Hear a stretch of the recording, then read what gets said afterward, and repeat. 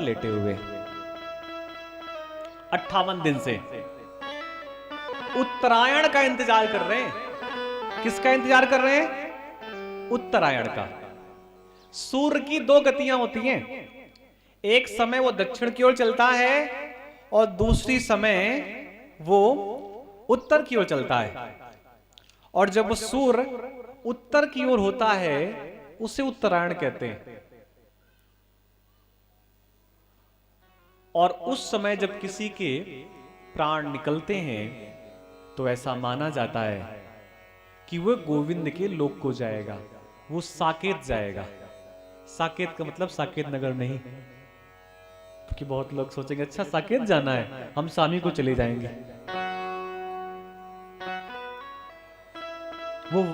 वो गोलोक जाएगा, वो बैकुंठ जाएगा।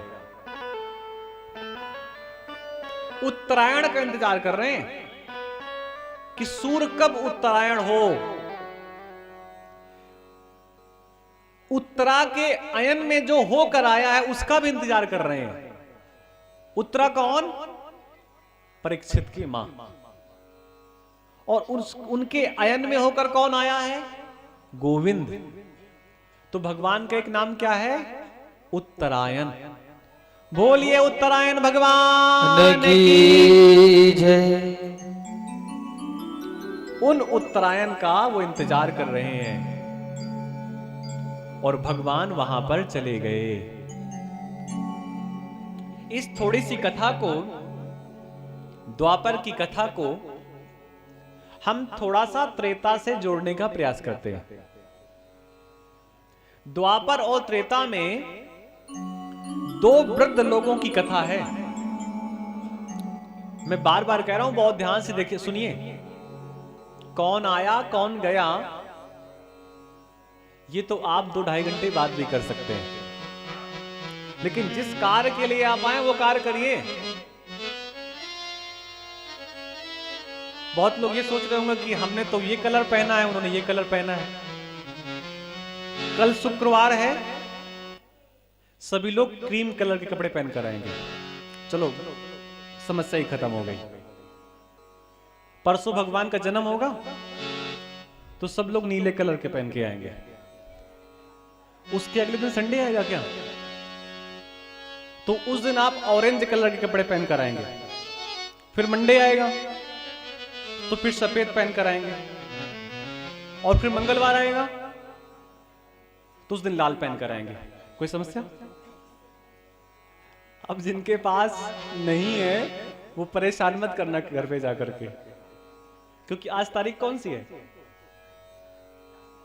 हाँ, कि 7 तारीख आती है ना 20वें महीने में। तो अगर हैं तो ठीक है, नहीं तो जय जय श्री राधे।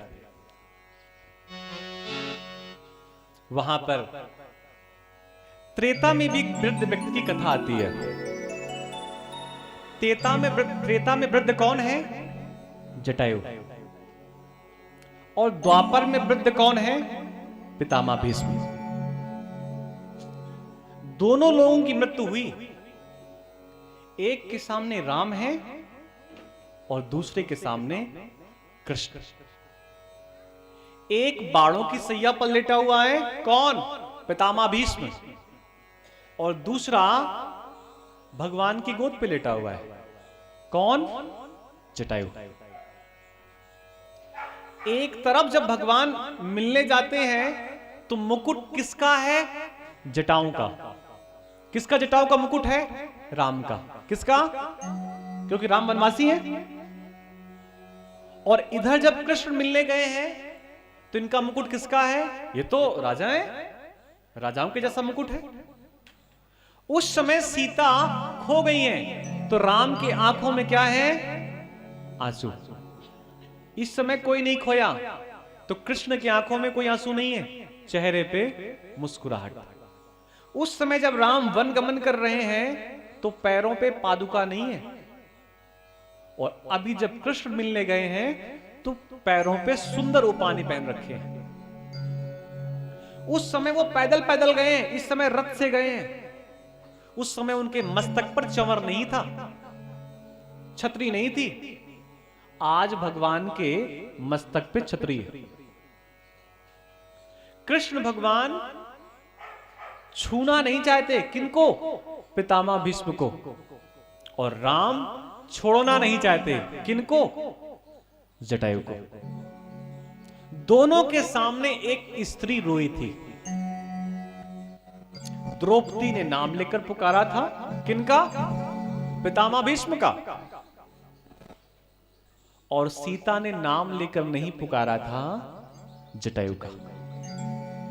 एक ने नाम लेकर नहीं पुकारा, तब भी वो जटायु सहायता करने आ गया, और एक ने नाम लेकर पुकारा तो भी उसके मुख से किसी प्रकार के शब्द नहीं निकले। एक का भोजन देखिए, पितामह भीष्म का भोजन। किस पितामह भीष्म किसके पुत्र हैं? आप लोग बताइए। गंगा के। और जटायु किसके होंगे? वो किसी गिद्ध के होंगे? पितामह भीष्म का भोजन क्या है? कोई मांसाहारी थोड़ी ना है, वो तो शाकाहारी है। अच्छा भोजन करते हैं, अच्छे अच्छे फलों का।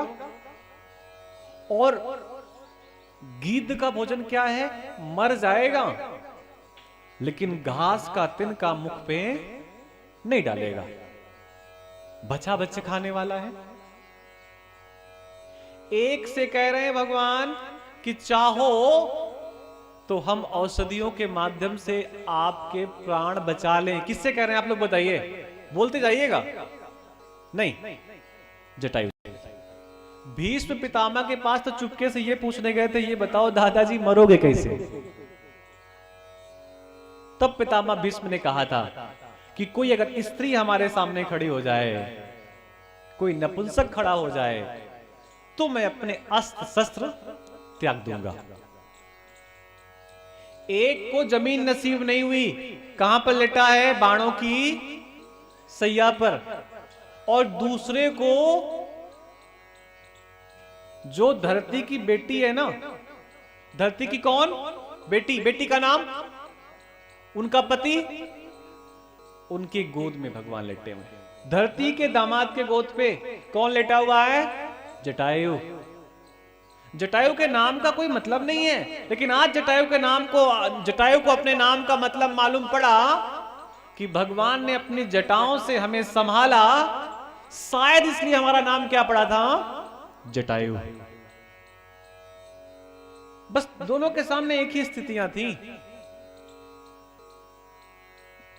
पितामह भीष्म अपनी बुद्धि रूपी बेटी को सौंपना चाहते हैं भगवान को, और उनके प्राण निकले तब तक भगवान पितामह भीष्म के सामने रहे। ऐसी पितामह भीष्म ने भगवान से स्तुति की। पीतांबरी कसी हो, छवि मन में ये बसी हो। सभी लोग गाइएगा, कोई किसी का मुख बंद ना रहे। पीतांबरी कसी हो, छवि मन में ये बसी हो। होठों में कुछ हंसी हो, जब प्राण तन से निकले। होठों में कुछ हंसी हो, जब प्राण तन से निकले। इतना तो करना स्वामी, जब प्राण तन से निकले। इतना तो करना स्वामी, जब प्राण तन से निकले। गोविंद नाम लेकर तब प्राण तन से निकले। गोविंद नाम लेकर जब प्राण तन से निकले।